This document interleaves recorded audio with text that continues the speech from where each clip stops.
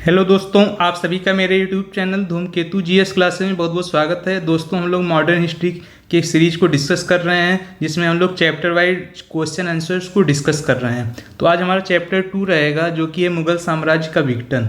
तो इससे पहले हम लोगों ने जो चैप्टर 1 देखा था उसमें था यूरोपीय कंपनियों का आगमन। तो जस्ट इसके पैरेलल में ही ये भी स्टोरी चल रही होती है, मुगल साम्राज्य का विघटन हो रहा होता है। तो उस चीज़ को हम लोग क्वेश्चन आंसर फॉर्मेट में डिस्कस करने जा रहे हैं। दोस्तों, आपको याद होगा मैंने एक ट्रिक वाली वीडियो डाली थी जिसमें लेटर मुगल्स या उत्तरवर्ती मुगल्स को याद करने की ट्रिक थी जो कि क्रमानुसार थी। तो वो ट्रिक याद होना बहुत ज़रूरी है। एग्जाम में जाकर आप कंफ्यूज हो जाते हैं क्योंकि बहुत सारे नाम आ जाते हैं हिस्ट्री में। तो उस ट्रिक को याद कर लीजिएगा। मैं एक बार फिर से आपको उसको रिवीजन करा दे रहा हूँ, तब ये चैप्टर मैं शुरू करूँगा। तो आइए स्टार्ट करते हैं। लेकिन उससे पहले अगर आप किसी भी एग्ज़ाम की तैयारी कर रहे हैं तो चैनल को ज़रूर सब्सक्राइब कर लीजिएगा। चाहे यूपी SSSC पेट का एग्ज़ाम देने जा रहे हों या यूपी पुलिस UPSI की तैयारी कर रहे हैं या फिर SSC या रेलवे के एग्ज़ाम में भी ये सारे क्वेश्चंस आते ही आते हैं। और यूपी के और भी एग्ज़ाम जैसे RO या UP PCS में भी इसमें से क्वेश्चन पूछ लिए जाते हैं। तो आइए स्टार्ट करते हैं। सबसे पहले तो हम लोग ट्रिक देख लेते हैं। तो ट्रिक मैंने आपको बताया था कि बजाओ FM को अहमद आलम साहब। तो इसमें को जो है साइलेंट रहता है, बाकी इसको हम लोग डिवाइड करते जाते हैं। बा से हो गया बहादुर शाह प्रथम, जा से हो गया ये वाला पोर्शन हो गया आपका जहांदार शाह, F का हो गया फर्रुख सियर, M का हो गया मोहम्मद शाह रंगीला, अहमद हो गया अहमद शाह, आलम का हो गया आलमगीर द्वितीय जिसको बोलते हैं, और साहब में जो है ये 3 पार्ट में लोग तोड़ देते हैं। शाह आलम, ये अकबर द्वितीय, और बहादुर शाह जफर जो कि लास्ट मुग़ल एम्परर थे। तो इस चीज़ को हम लोग अब क्वेश्चन आंसर फॉर्मेट में डिस्कस करेंगे। सीक्वेंस आपको यहाँ से याद होना चाहिए, बस ये याद रखिएगा, सीक्वेंस आपको यहाँ से याद होनी चाहिए। तो चलिए स्टार्ट करते हैं। पहला क्वेश्चन है हमारा, औरंगजेब की 1707 ईस्वी में मृत्यु होने के बाद सत्ता किसने संभाली? तो अगर आपको ये ट्रिक याद है तो आपको पता चल जाएगा कि स्टार्टिंग हो रही है बहादुर शाह से। तो यानी कि बहादुर शाह फर्स्ट ने जो है गद्दी संभाली थी। तो इसका ऑप्शन ये करेक्ट हो जाएगा, बहादुर शाह प्रथम ने। और कब से कब तक? 1707 से 1712 तक। चलिए नेक्स्ट क्वेश्चन में चलते हैं। निम्नलिखित में से किस मुगल सम्राट ने अंग्रेजों को बंगाल में शुल्क मुक्त व्यापार की सुविधा प्रदान की थी? तो इसका करेक्ट आंसर होगा ऑप्शन डी, फर्रुख सियर ने। और फर्रुख सियर ने गोल्डन फरमान जारी किया था। गोल्डन फरमान, इसको गोल्डन फरमान कहा जाता है, जिसमें 3000 रुपये प्रतिवर्ष का किराया देने पर शुल्क मुक्त व्यापार ये लोग कर सकते थे पूरे बंगाल में।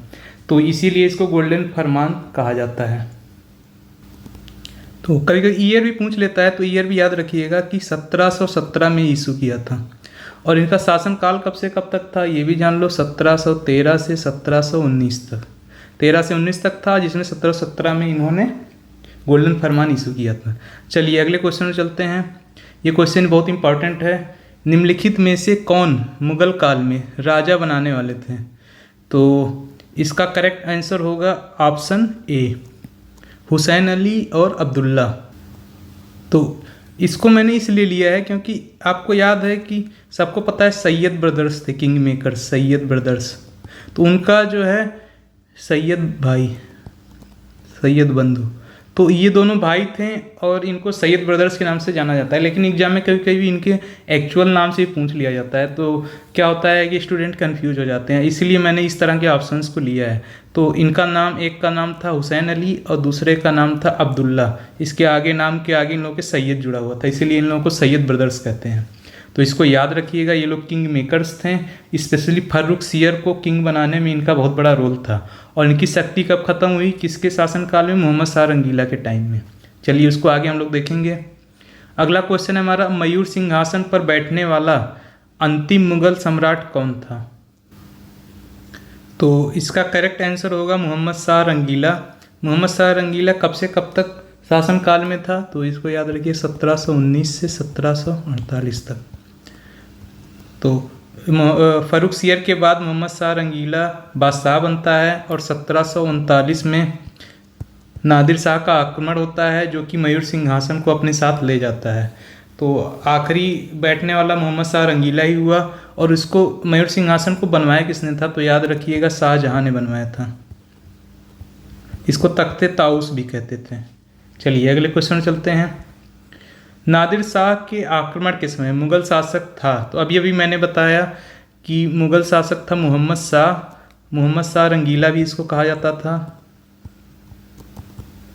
और इसका शासनकाल कब से कब तक था? 1719 से 1748 तक। और इसने कब आक्रमण किया था? 1738 में आक्रमण किया था, और 39 में जो है दिल्ली को इसने जीत लिया था। चलिए अगले क्वेश्चन में चलते हैं। कौन सा मुगल बादशाह रंगीला के नाम से जाना जाता है? तो अभी भी मैंने बताया मोहम्मद शाह को जो है रंगीला के नाम से भी जाना जाता है। ये ऑप्शन बी इसका करेक्ट हो जाएगा, ऑप्शन बी। ये सी और ये डी, ठीक है। अगले क्वेश्चन में चलते हैं। निम्नलिखित को कालानुक्रम में व्यवस्थित कीजिए और नीचे दिए गए कूट से सही उत्तर का चयन कीजिए। तो अभी अभी मैंने कहा था कि ट्रिक याद रखना बहुत ज़रूरी है। अगर ट्रिक याद है तो आप उसको सीक्वेंस वाइज तभी याद रख सकते हैं, नहीं तो एग्जाम में जाके आप कंफ्यूज हो जाएंगे। तो ये यूपी पीसीएस प्री 2018 में आया था, तो आप सोच सकते हैं कितना इंपॉर्टेंट क्वेश्चन है। तो आइए देखते हैं हम लोग। तो हम लोग ट्रिक के माध्यम से इस क्वेश्चन को सॉल्व करने की कोशिश करेंगे। तो था हमारा बजाओ एफएम को, जो कि हमारा साइलेंट था, अहमद आलम साहब। तो बजाओ से बहादुर शाह फर्स्ट था, देखिए ऑप्शन में नहीं है। अगला क्वेश्चन जहांदार शाह, बजाओ जहांदार शाह है, हाँ है, तो इसको फर्स्ट मार्किंग पे रखिए, मतलब बी ऑप्शन सबसे पहले आएगा। ये हो गया आपका बी ऑप्शन। फिर चलिए सीक्वेंस आगे पीछे हुआ कोई दिक्कत नहीं है। एफएम, तो एफ आर फारूक सियर का नाम है, नहीं है, लेकिन उसके बाद कौन है? एम मोहम्मद शाह रंगीला। तो ये ऑप्शन ए इसका आ जाएगा, यानी कि ए। ये हो गया सेकंड पे। तो बी ए, देखिए ये वाला सीक्वेंस बन रहा है तो ये सही हो गया, लेकिन आप आगे का भी इससे मैच कर सकते हैं। को साइलेंट हो गया अहमद शाह, तो अहमद शाह का नाम है, तो देखिए डी हो गया। और उसके बाद आता है आलम, तो आलमगीर द्वितीय हो गया, यानी कि ऑप्शन सी हो गया। तो ये आपका ऑप्शन जो है करेक्ट हो गया, बी ऑप्शन आपका करेक्ट हो गया। तो ट्रिक के माध्यम से आप देख रहे हैं क्वेश्चन को कितने आसानी से सॉल्व किया सकता है, नहीं तो आप जो है कंफ्यूज रहेंगे कौन पहले आया कौन बाद में आया। तो इसको लिख करके वहाँ पे सॉल्व कर सकते हैं। चलिए अगले क्वेश्चन में चलते हैं। निम्नलिखित में से किस मुगल बादशाह को वजीर गाजीउद्दीन ने दिल्ली में दाखिल नहीं होने दिया था? तो इसका करेक्ट आंसर हो जाएगा ऑप्शन बी, शाह आलम द्वितीय। तो शाह आलम द्वितीय को अली गौहर भी कहा जाता था, अली गौहर। और इसका शासनकाल कब से कब तक था? 1759 से 1806 तक था। चलिए अगले क्वेश्चन में चलते हैं। अंतिम मुगल सम्राट बहादुर शाह था, उसके पिता का नाम था? तो अंतिम मुगल बादशाह बहादुर शाह जफर था और उसके पिता का नाम था। तो इसीलिए मैंने कहा था ट्रिक को अगर आप याद रखेंगे तो गड़बड़ नहीं होने पाएगी। लास्ट में आपको याद है साहब था, तो शाह ए और बी, इस लास्ट में बहादुर शाह जफर था, तो इससे जस्ट पहले कौन आता है? अकबर द्वितीय। तो अकबर शाह द्वितीय इसको सही, इसका आंसर हो जाएगा। आप देख रहे हैं इस ट्रिक के याद होने से कितने सारे क्वेश्चन एक साथ बन जा रहे हैं। अगर वो नहीं याद होगा तो क्वेश्चंस नहीं निकल पाएंगे, और उसको पता है आयोग को कि यहीं से ही क्वेश्चन पूछता है और लोगों को यहाँ पे कन्फ्यूजन होती है। ट्रिक याद रखिए, लास्ट वर्ड ये था, यहाँ से मैंने आपको बताया कि अकबर शाह द्वितीय। आप भी अगर ट्रिक याद कर लेंगे तो आपका क्वेश्चन गलत नहीं होगा ये वाला। चलिए अगले क्वेश्चन में चलते हैं। भारत का आखिरी मुगल सम्राट कौन था?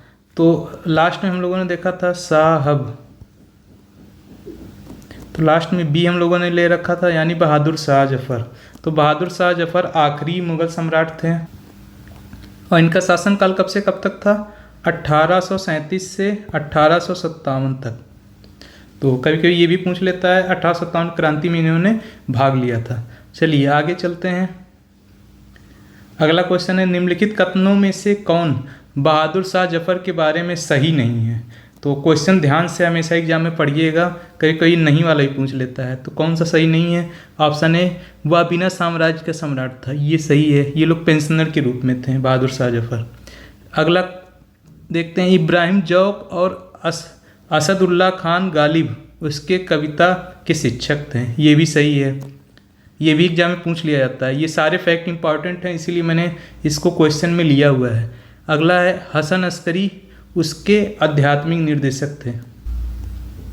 तो हमें ये लास्ट वाला स्टेटमेंट हम लोग देख लेते हैं। वह 1,00,000 रुपए से कम, देखिए यहाँ लिखा हुआ है कम, प्रतिमाह ईस्ट इंडिया कंपनी से पेंशन के रूप में प्राप्त करता था। तो ये स्टेटमेंट बिल्कुल गलत है।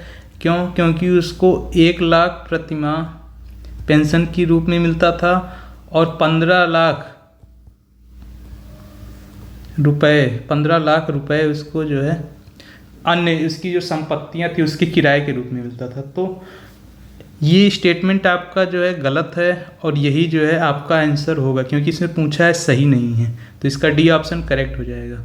अगले क्वेश्चन में चलते हैं, निम्नलिखित में से कौन अवध का प्रथम नवाब था? तो ये क्वेश्चन काफ़ी इंपॉर्टेंट है, कभी कभी पूछ लेता है। अवध को एक सेपरेट राज्य के रूप में किसने इस्टेब्लिश किया था, ये भी पूछ सकता है। तो उसका नाम याद रखिएगा, क्योंकि मुग़ल बादशाह जब कमज़ोर होते गए तो जो दूर दराज के गवर्नर होते थे तो वो लोग अपने आप को सेपरेट राज्य बना लेते थे। बस नाम मात्र का कुछ पैसा दे देते थे और बाकी अपना एक स्वतंत्र शासन चलाते थे।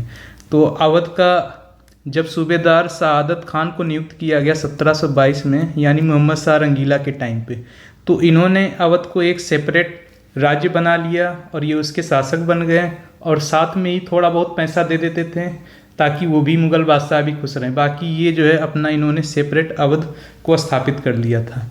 तो ये क्वेश्चन बहुत इंपॉर्टेंट है। चलिए नेक्स्ट क्वेश्चन चलते हैं।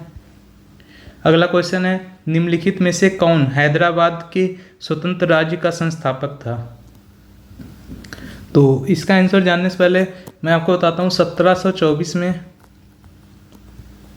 निजामुल मुल्क ने हैदराबाद को एक स्वतंत्र राज्य की स्थापना की और इसका असली नाम क्या था? चिनकिलिच खान था। तो ये ऑप्शन डी इसका करेक्ट हो जाएगा। मैंने जानबूझ के ऑप्शन लिया है ताकि आपको एग्जाम में अगर थोड़ा सा नाम ओरिजिनल नेम से भी पूछता है, ये तो बहुत लोगों को पता है निजामुल मुल्क ने किया था, लेकिन उसका असली नाम चिनकिलिच खान था, ये याद रखिएगा। क्वेश्चन को थोड़ा सा टेढ़ा करने के लिए पूछा जा सकता है। चलिए अगले क्वेश्चन में चलते हैं। निम्नलिखित में से किसने दिल्ली में खगोलीय वेधशाला, जिसे जंतर मंतर कहते हैं, बनवाई थी? तो ये अपने आप में काफ़ी इंपॉर्टेंट क्वेश्चन है और इसका करेक्ट आंसर होगा जयसिंह द्वितीय ने बनवाई थी। तो ये याद रखिएगा। अगले क्वेश्चन में चलते हैं। महाराजा जयसिंह द्वितीय ने वेधशालाएँ कहाँ कहाँ बनवाई थी? जो दिल्ली में जंतर मंतर है और भी जगह इन्होंने बनवाई थी, तो इसका जो है करेक्ट आंसर पूछा गया है। तो महाराजा जयसिंह द्वितीय ने 5 वेधशालाएँ बनवाई थी। तो एक थी दिल्ली में, ये ऑप्शन एक आपका करेक्ट है। एक थी जयपुर में, ये भी करेक्ट है। अगला था उज्जैन में, ये भी आपका करेक्ट है। उसके बाद था वाराणसी में, ये भी आपका करेक्ट है। और एक था मथुरा में, जो कि ऑप्शन में नहीं दिया, अगर दिया होता तो वो भी करेक्ट होता। तो 5 टोटल वेधशालाएँ बनवाई थी और ये चारों ऑप्शन आपके करेक्ट हैं। बस ये याद रखिएगा, यूपी में 2 वेधशालाएँ थी, एक मथुरा में और एक जो है वाराणसी में। तो इस तरह से ऑप्शन डी आपका करेक्ट हो जाता है और ये आयोग में पूछा गया एक काफ़ी इंपॉर्टेंट क्वेश्चन है जो कभी भी एग्जाम में आ सकता है। चलिए अगले क्वेश्चन चलते हैं। अगला क्वेश्चन है, 1773 ईस्वी में जिज मोहम्मद शाही पुस्तक जो नक्षत्रों संबंधी ज्ञान संबंधित है के लेखक हैं। मतलब जिज मोहम्मद शाही के लेखक कौन है और ये किससे रिलेटेड थी? नक्षत्र संबंधी ज्ञान से। तो अभी अभी मैंने आपको बताया कि खगोलीय वेधशालाएँ जो है महाराजा जयसिंह द्वितीय ने बनवाई थी। साथ में महाराजा जयसिंह द्वितीय ने जिज मोहम्मद शाही पुस्तक भी लिखी थी। तो इनको सवाई राजा जय सिंह भी कहा जाता था। तो ये जयपुर के राजा थे, तो ये नाम याद रखिएगा, जयपुर के सवाई जय सिंह। इन्होंने पुस्तक भी लिखी थी और 5 वेधशालाएँ बनवाई थी, वो मैंने आपको पहले बता चुका है। तो चलिए आगे चलते हैं नेक्स्ट क्वेश्चन पे। तो यहीं पे हमारा ये क्वेश्चंस का सीरीज ख़त्म होता है। वो आखिरी क्वेश्चन था, ट्रिक जरूर याद कर लीजिएगा और बाकी अलग से चीज़ें मैंने क्वेश्चंस में डिस्कस कर ली हैं। तो ये टॉपिक आपका कंप्लीट होता है और हम लोग नेक्स्ट वीडियो में मिलेंगे। वीडियो अच्छा लगे तो लाइक कर दीजिएगा, कमेंट करिएगा और शेयर ज़रूर करिएगा अपने दोस्तों के साथ। Thank you.